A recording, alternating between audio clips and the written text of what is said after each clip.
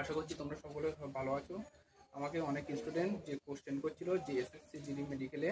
যে কি I chart দিচ্ছে, সে বন্ধুরা আমি তোমাদেরকে সেই আই চার্টটা আমার কাছে যেটা আছে এবং আমার স্টুডেন্টরা যারা গিয়েছিল উত্তর দিনাজপুর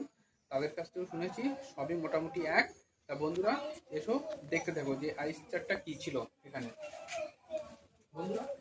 এরকম একটা আই চার্ট দেবে, আই চার্ট 4 রকমের হতে পারে, এটাও দিতে পারে, আরো 3 রকম দিতে পারে, কিন্তু এটা তোমরা দেখাচ্ছি এটা হচ্ছে 6/60, এটা এ,